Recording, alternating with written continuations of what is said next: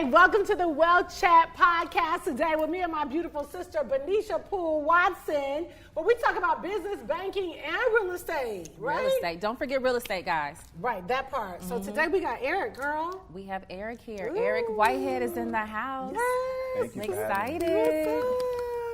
We're so excited to have you today. This is going to be amazing. Like, he's doing a lot of the stuff that we're really involved in. So we found out about having you as a guest. We were like, okay, yeah, let's get into it.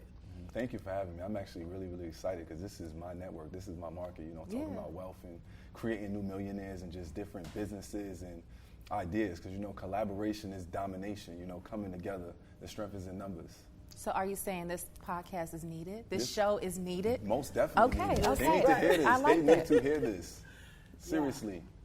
Yeah, no, it's a big deal. And I think, I'm really proud of what Benaisha and I are doing. And we wanted to have you on because we know what you're doing in real estate. And that's important because I don't see a lot of us. I see our people talking about real estate, but maybe just from a primary standpoint. But you took it further and you actually got into investing. Mm-hmm. Yes, definitely. And it actually started because, as you know, I'm in the auto industry. I just partnered with a Cadillac dealership. And most of my clients, when they go, they're either buying cars or they're buying homes. I actually lucked up buying my first home. I sold it. I made a tremendous profit, almost $150,000. And I'm like, whoa, it took a little bit longer to make the money, but it's the same business, as far as the mindset of how you make the money.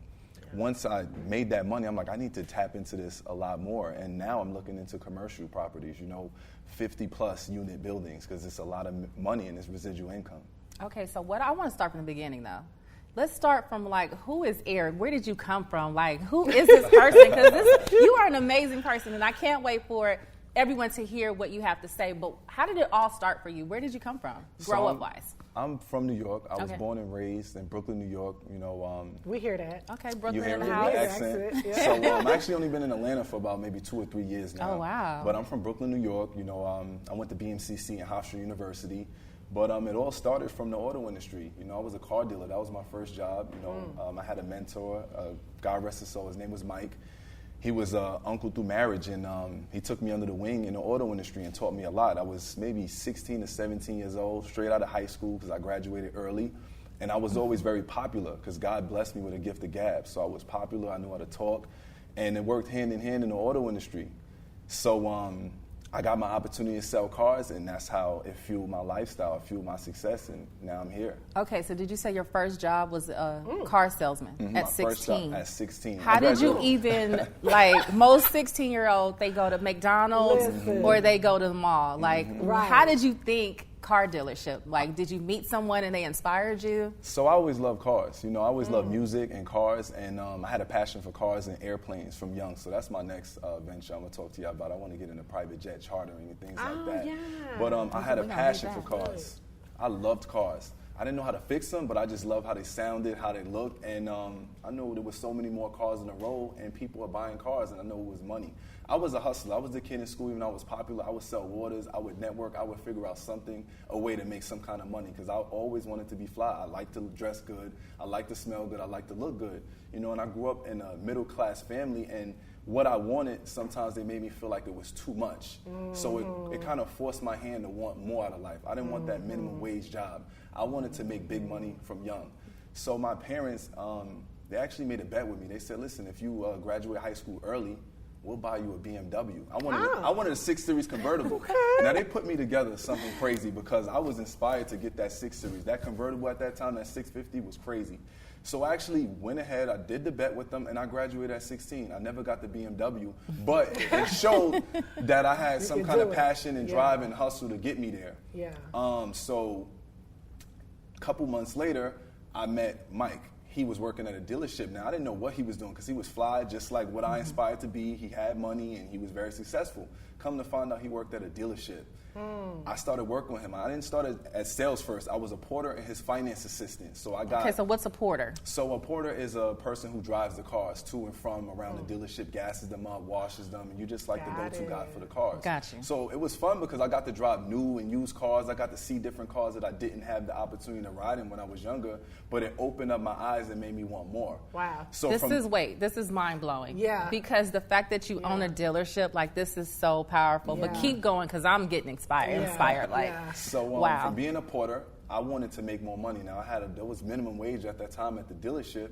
He gave me the opportunity to sell cars. Now remember, in high school I was popular, so I remember everybody was going to college, and most kids when they graduate, the next step is to get a car.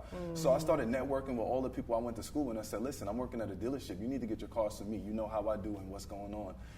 From that point on, everybody was coming to me. The kids were coming to me, their parents were coming to me, and it was too much of business that might put me on the floor to just start selling cars. And it worked because people automatically knew what they wanted. I just had to facilitate the deal and make the numbers make sense. So were you always aggressive like that? I mean, because for you to go and say, hey, you need to come see me, as a teenager, that's kind of, sometimes teens be a little reserved. Was your dad naturally aggressive, or mom, or what made you just be like, oh, you about to come see me? I got to say, I was blessed by God. My mom is aggressive. They both were a little, I have a mixture of both of them, but I got that from God because I just had that wisdom and that inspiration from birth. Drive. Like drive. Yeah. Like they growing up, they was like, you just a little know-it-all in a bad way, but it was always good because I was very inquisitive. Yeah. So God gave me that gift because I Wow. knew how to. I don't even know how sometimes I know things. So it's definitely God. That's why I always give Him the glory, honor, and praise. How did you end up getting from cars? And I love the fact that you gave God the glory, because I feel like everything that we'll ever become is going to be because of Him. Period. Right. So how did you go from cars to real estate? So, living, I was making them. So back to the cars first, and I'll get to real estate. So my first year, maybe 17, I made like $70,000 or $100,000 as a car salesman, and that opened my eyes. A couple years later, I bought my first home. And from selling that home, I made a lot of money. And I'm like, whoa, I have realtors as clients. I'm like, this is crazy because I'm making hand over fist legal cash selling cars. Imagine if I tap into real estate, and it just transpired just like that. And I kind of changed the trajectory of what I thought it was going to be, and I started doing a little bit of both. Because most of my clients, when they wanted to get a home, they came back and got a car before their mortgage hit on their credit. So it just made sense, and then I just utilized my network and the banks that I work with and just different funding and hedge fund guys who do mortgages, and just use that network to get me into real estate, and now I'm looking into commercial properties. Now, I want to tap in a little bit more on the real estate, because I did pretty much the same thing when I was younger. I invested in stocks. So what made you go towards real estate versus some of the other things that we know, that people talk about that you could put your money to? What made you focus on that return on your investment? I would say because it was a figure eight. Like my clients that bought cars bought homes, and I bought homes, and I loved the lifestyle with homes, and I knew the profit margins of homes were a lot further and wider because the homes are a lot more expensive than some cars in most cases. It's a lot easier for somebody to buy $1 million home and get $1 million mortgage than to finance $1 million car because the terms are shorter. So it was within my network. Okay, so I got to ask real quick, because you said most of the people that came to you to buy cars also were purchasing homes as well? Yes. Now, I think it's important to talk about that, because I think for a lot of people of color, and that's one of the things that we're real passionate about, is helping our people get into home ownership. That sometimes I've seen we'll go get, a Lambo, but be renting a penthouse. Right. So that's not what you were seeing. They were actually buying the homes. They were buying and the they homes. look like us. And they look just like us. There's a wow. lot of people out there who really look just good. like myself and these beautiful ladies who That's are good. in ownership. You That's don't good. want to just rent. You're just wasting money. You Right. want to own. I own my Absolutely. cars and I own my homes. And then I have the opportunity to rent to someone else until they can be able to afford their own home. Yeah. So we need to normalize ownership, especially Yeah. within our Absolutely. community. Now, were you typically buying in your area? Because I know, like New Yorkers, a lot of times they get priced out of their local area. So most people go to Connecticut or they go to Jersey. Were you stacking them up in your local New York area, or were you buying outside of the market because you saw opportunity? So I was stacking them up actually in my area. Okay. I was so busy at that time, I couldn't really move around the way I wanted to, and I actually paid more because it makes sense. You get what you're paying for. So I knew that I seen the value in my community, and I knew it was more accessible to get there versus driving 2 or 3 hours and going to Connecticut. Yeah. Now that's something I want to tap into now, going out of state to the cheaper homes, Bi-coastal. bi-coastal and things like that, because I have a lot more freedom with my time. But at that time, I stayed within my area.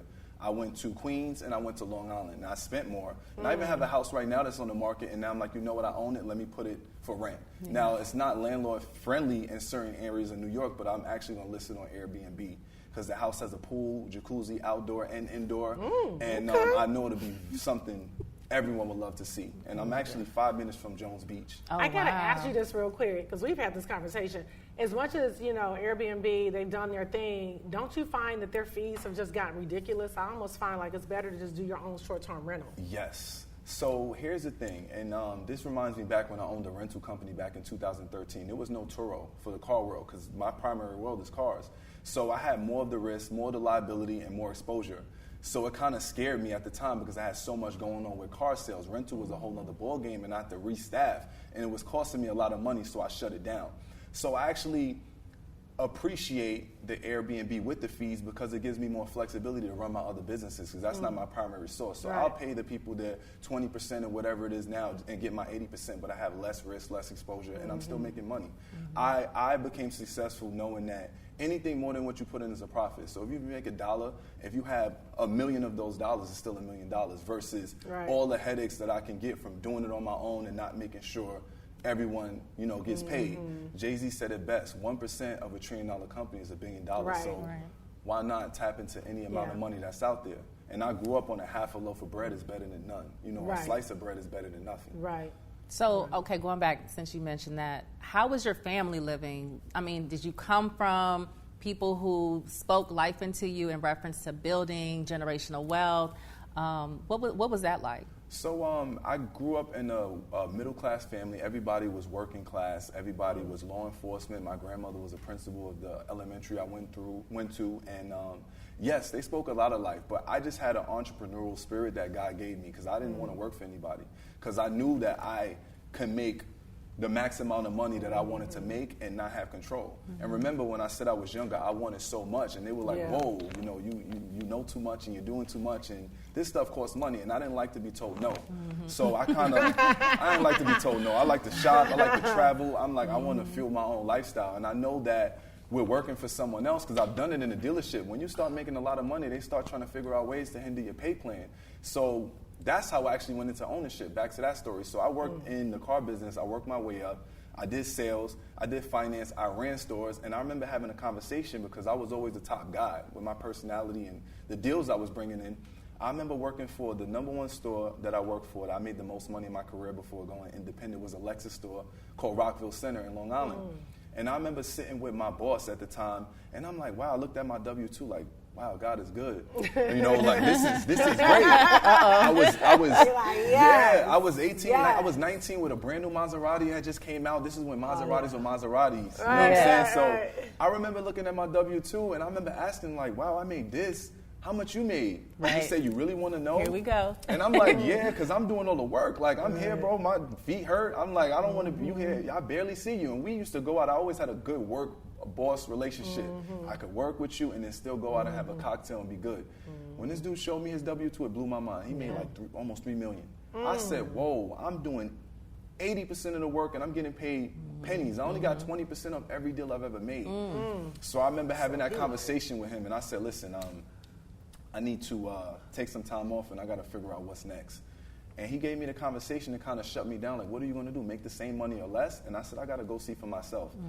That next year, I made my first $1 million on my own being independent with no dealership. With no dealership. Wait, how'd you do that? I left and I took my clientele with me. And what I did was I became a broker. I became a broker. So at the end of the day, my people, they knew what they wanted, the cars. I knew where to get them from. Yeah. And I had the technique and the network of dealerships to do it. So he told the wrong person. true. He lost his best Like, wait a minute. salesman. I Yeah. worked smarter, not So harder. there again, you saw an example of ownership. You saw home ownership. A lot of your clients had home ownership. You said, let me get into home ownership. Then you sit here with the man you working for at the time. You like, let me see your W-2. And you like, no, let me step out. And I guess that's why you end up starting your mentorship program, because I think that's where a lot of people get stuck. They might be making good money, but then it's like, okay, if I'm going to make great money, then I'm going to have to really make a move and take a risk. And so I cannot believe we out of time. Yes. We're going to be right back after this break.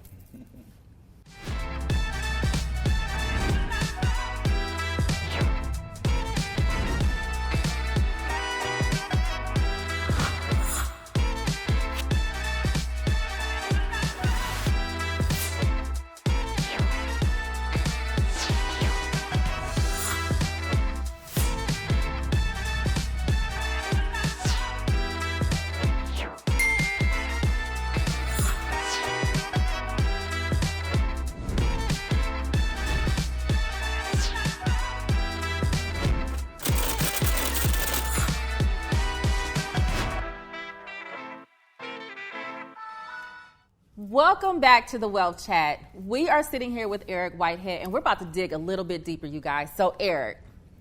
Yes.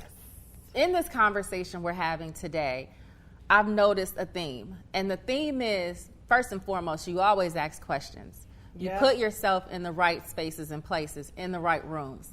And some of these times you allowed your name to ring in places that your feet haven't even gotten into yet. Let's talk about that, because I think that's an important piece on how you build your network, how you build those connections with people. You took it from high school, bringing your friends to the dealership. You had that popularity, you had that gift, you can bring people to the table. You're just a deal killer, and I just want to tap more into that. Yeah, you really are. Yeah, not only are you a closer, but you're a killer. Like, that's inspiring. And you know, what made you want to ask questions? What made you want to do more like that? Well, I always say networking could literally get you rich. Knowing the right people and putting the right things together and being in the right position could really change your life. And like I said, I was always inquisitive. I was never afraid to ask questions. If you're successful in what you do, I want to know how you got there, because I want to be there. Yeah. And I know the strength is in numbers, because when it comes to investing, you got $1 million, I got $1 million, that's $3 million, and then now we all making money. So, and then I also have to remind myself that fear paralyzes success. I can't be scared, because they're going to talk about you whether you're doing good or you're doing bad. Right. So I'd rather them talk about me when I'm laughing my way to the bank and making sure that my whole team and the people I delegated positions to their bills are paid and they're living a life beyond their wildest dreams. So absolutely, you can't be afraid. You gotta speak up. I want to add, you're right. You got to speak up. You said something that was so good. He said that when he saw the W-2 of the man that he was working for, he saw how much he was making, and you saw how much you were making. You then took a step and said, I'm going to take the risk. And then, of course, now you have a mentorship program.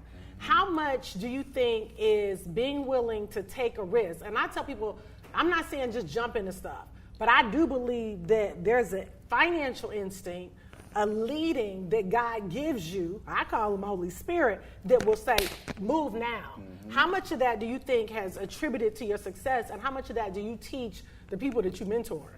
I say 100% of that, because you got to have faith. Faith is seeing the unseeable and believing the unbelievable. And it's something in your spirit that kind of gives you that, you got this. You know, and God kind of gave me that in visions prior, so I knew I was good.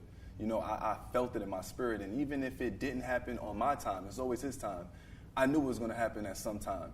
So, and even if I failed, because you're going to fail and you're going to hit your head and learn how not to hit your head, I knew that I put so much work and dedication into that store. Even if I went off for a couple months and it didn't work, I always had a position open, because I didn't leave on bad terms.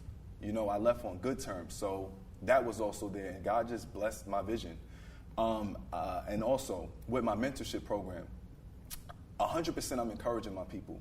I'm that accountability partner. I'm texting you in the morning. I have a text thread. We're reading books as a book club. I'm on you, because you want to make it to the promised land in your life. Whatever God had ordained for your life, because he's seen the end before he's seen the beginning, I want to push you to that. I want to hold you accountable. I want you to be disciplined. I want you to be hard on yourself, because anything that is worth having doesn't come easy, and if it comes easy, it isn't worth having. So you're going to have to put that work. And my quote that I always say is 80% mental and 20% physical. The hardest part is getting your mindset into it. Then after that is execution. It's like going to the gym. We all want to get in shape, but we don't want to go to the gym. But realistically, once you go to the gym, you get there, like it wasn't that bad. Right. Now it's repetition, is a cycle, and now you're good. Now you're in shape. 90 days, you start seeing real results. Yeah. So it's all in your mindset. You have to have an open mindset. You have to be willing to wanting to grow, and you have to be willing to want to win. You can't care what people say. Yeah, absolutely. Yeah. That's really strong. So you have a book that I'm really excited about. And I have to say, I can't wait for us all to collab, because, you know, Benaisha's got the bank. We got all kind of deals going. You got deals. And this is what we all about, collaboration. But you have a book. And I think that book is, like, extremely important. Especially as a black man, we both got to say we salute you, because you're making the decisions, moving in the right area. And I also love the fact that you are very clear that there is a calling on your life that's bigger than yourself. And you're saying, okay, Lord, I'm ready to dive into that. So kind of talk about that book and how ministry, what is God, do you feel like kind of doing in your life right now? Okay, so first, the book. The book is called The Strategy. It's an ebook. The link is on my bio. My Instagram is E_Whitehead365. It's pretty much turning your negatives to a positive. Things don't come easy. Don't get this twisted. I had a lot of trials and tribulations and a lot of head bumps, a lot of financial losses that, kind of catapulted my career to where I am now. And I talk about that in my book, being strategic, turning those negatives into positive and making it make sense, and just the affirmations. And you have to speak life into yourself before people are going to speak life into you. So you have to believe in yourself first. And then who cares if they don't believe in you? When you succeed, they're going to believe. So it is what it is. I talk about that in the book. And there's workbook spaces in that ebook to kind of give yourself daily reminders, set your goals, your year goals, your 5-year goals, and just you're walking on my journey along the way at that time when I created that book. Now, secondary. I'm 29 years old. I'm not perfect. I drink, I party here and there, not as much as I used to, but God always had a calling on my life to be in ministry. Now, the reason I didn't go to it right away, because it's kind of like, in today's times, and it makes it kind of like uncomfortable and kind of weird, like, oh, you're going to be a pastor, or you're going to do this, or you're going to do that, and it's just like, I got to stop drinking, it's the woman has to stop, and, it makes you nervous. Seriously, right. It makes you nervous. You're like, wait a minute. Yeah. It's like, whoa, like it's so fast, and then you start thinking about perfection, and then you really have to dig deep and think that no one's perfect, you know what I'm saying? And love is unconditional, love is kind, love is patient, so you have to be patient with yourself, you have to love yourself, and you have to walk in that path. And I learned that in this season, God demanded my attention like this. And it doesn't matter. You could be having all the money. He'll close doors to get your attention. He knows how to get your attention. I'm going to tell you that now. So if he's calling you, you have to be obedient. So where I am in this life, I'm slowly but surely walking into it. I don't know exactly what I have to do, but I've increased my prayer life. I post scriptures for people who follow me on Instagram every day. Yeah. Sometimes I don't understand them, but I go to dissect them and read them, and hopefully he drops the wisdom in my spirit so I can explain it and get the revelation the way that he dropped it to me. And I'm just on my journey. It's not about the beginning or the ending. It's about the journey that builds your character to where he needs you to be. So right now I'm in my breaking, and he's shifting me internally for the external. And it just plays in my head that, come on here. Eyes have not seen and ears have not heard what God is finna do in your life. So where I'm at, I'm like, all right, God, I see it. You blessed me, because I had every card and had homes all over, and I'm only 29. So, whoa, forget the riches. What do you want me to do? Because I want to make it to the promised land. I want to make it to heaven. So what's up? Yeah. And I talk to him like my dad, like, what's up, Pops? Like, what we doing? What I got to do? Show me. Drop it in my mind, and it's still hard, because don't get me wrong, I'm not supposed to be drinking, but I still want to go and occasionally get a cocktail and whatnot, and he convicts me with that, but it's a stepping stone, and I eventually do want to really do it, because I know I didn't have this gift to speak so well and just know certain things for no reason. I can't let it go to waste, because my testimony may help a lot of people's lives. So I want to tap into that and save souls and really take it to the next level. Well, I do have a question. It's like I wish we can go on, and maybe we can have you back again. But for the people who are in fear, who have, they're scared to take that leap, you being a person that, you kind of was never scared, but you're scared of certain things, right? But you have that, okay, I'm gonna just do it. I'm gonna jump in the water. And what would you tell somebody who's listening today, who's being inspired by everything you're talking about? Because there's some things we left out. We got one of the books, and then we also wanted to talk about your show when you were younger, a dealership, and the fact that you own a dealership now. But it's like so many things. But like, what can you give somebody? What jewel can you give somebody? I would say this, short and sweet. There's always a light at the end of the tunnel. We're all going through the same thing, just different levels. It does seem dark. It does seem uncomfortable. But there's a light at the end of the tunnel. You got to go for it. It's either you're going to go for your dream, or you're going to end up working for somebody else's. And I know it feels so much better working for your own dream, because nobody can see your dream the way you see it. No matter how many ways you paint the picture and you explain it to them, they're not going to see your dream the way you want to. So I would say go for it, because you only got one life to live. And it's no way to live it. There's no handbook on how to do it. You just got to do it, and you get one chance to do it right. So just go for it. And if it doesn't work, start all over. Try again. It's like a pitcher.